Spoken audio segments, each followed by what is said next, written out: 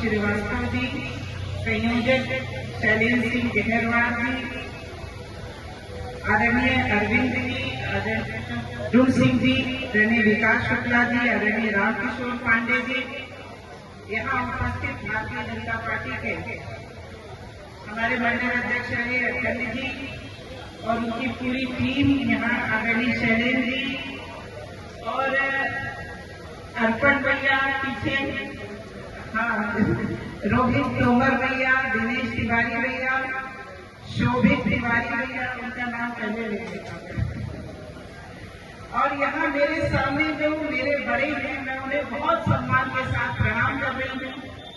यहाँ इस आयोजन में जो भाई बहन उपस्थित हैं, उनको बहुत सम्मान के साथ मैं नमस्कार कर रही हूँ। और इस मेले से जुड़े हुए सभी बंधुओं और बहनों को बहुत बहुत इस आयोजन की बधाई दे रही हूँ, क्योंकि ये परंपराएं हैं, हजारों सालों से ऐसे ही चल रही हैं। और जब दुनिया के जो बड़े बड़े देश हैं ना, अमेरिका, जापान, वहाँ पढ़ाई होती भी नहीं थी, तब हमारे यहाँ नालंदा विश्वविद्यालय था। और जब नालंदा विश्वविद्यालय आक्रांताओं ने फूंक दिया, जला दिया, तो सोचा कि सनातन हम समाप्त कर देंगे। लेकिन सनातन हमारे पुरखों की सूझबूझ से एक दूसरे को इसी प्रकार की लीलाओं के मंचन से, कहने सुनने से हमने अपने आदर्श, अपने मानक, अपनी परंपराएं प्रवाहित संवाहित करी है। जैसे यहाँ संवाद होगा, जैसे यहाँ लीला होगी, तो मैं देख रही हूँ यहाँ बच्चे हैं और हम सब भी कभी बच्चे थे, तो ऐसे ही लीला सुनी तो जाना कि भगवान राम, गौ माता सीता और ये रावण कैसे रावण था, क्या कमियां थी, इन्हीं लीलाओं के माध्यम से सब जानकारी आती। कोई अलग से सनातन हिंदू कोई अलग से रामलीलाओं की जानकारी करने नहीं जाता। यही दादी और बाबा और नाना नानी कंधे पे बच्चों को बैठा के ले आते हैं और लीलाओं के माध्यम से हमारे संस्कार हमारे घरों में पहुंचने का काम करते हैं। ये हमारी परंपराएं हैं। आज परशुराम संवाद है और भगवान परशुराम सही अर्थों में जो शक्ति का संतुलन है, माने शक्ति के दुरुपयोग के भगवान परशुराम विरोधी थे और उन्होंने हमेशा विरोध किया। माने वो शक्ति का संतुलन मानते थे, सम्मान करते थे, और शक्ति के संतुलन का नाम ही लोकतंत्र है। एक एक जन के हाथ में समान शक्ति और इसी को लोकतंत्र कहते हैं। तो भगवान परशुराम लोकतंत्र की जो व्यवस्थाएं हैं, उनमें उस समय विश्वास करने वाले ऐसे संत थे। और रामधारी सिंह दिनकर की कुछ पंक्तियां हैं जो बड़े व्यवहारिक रूप में भगवान परशुराम को परिभाषित करती हैं, वो मैं आप सबके साथ अभी शेयर करूंगी।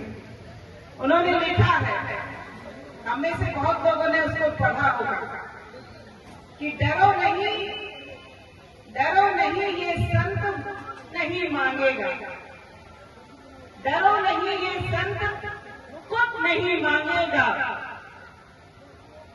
और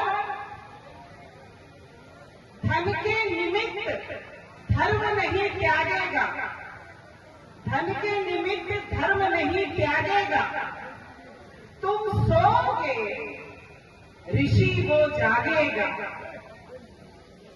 और जब ठन जाएगा युद्ध, जब ठन जाएगा युद्ध, तो गोला बारूद दागेगा। तो भगवान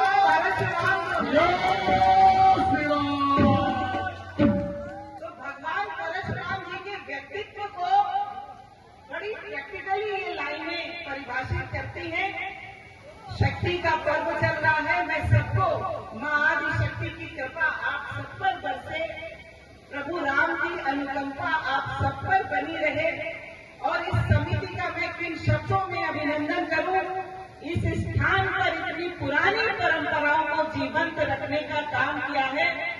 आज के समय में समय निकालना और जनहित समाज हित के लिए प्रस्तुत होना, यहाँ की परंपराएं निभती रहे, इसके लिए हमारे बड़े ये आगे आते हैं और यहाँ पर परंपराओं का निर्वहन करते हैं। इस लीला के सहयोग में जो भी लोग प्रस्तुत हैं, मैं सबका अभिनंदन करती हूँ। पुनः आप सबको हाथ जोड़कर प्रणाम कर रही हूँ, आप सबका अभिनंदन कर रही हूँ। आप सबको मैं इस शक्ति पर्व की बधाई दे रही हूँ और इस मंचन के लिए पुनः बहुत बहुत समिति का अभिनंदन कर रही हूँ। प्रार्थना करते हैं और उन्होंने जो किया इसके लिए उनका अभिनंदन करते हैं, वंदन करते हैं। और साथ में हम चाहते हैं कि माननीय विधायक जी भविष्य में भी हम लोगों के साथ इसी तरह अपना स्नेह प्यार बनाए रखें। धन्यवाद। इन शब्दों के साथ अपनी बात समाप्त करते हैं।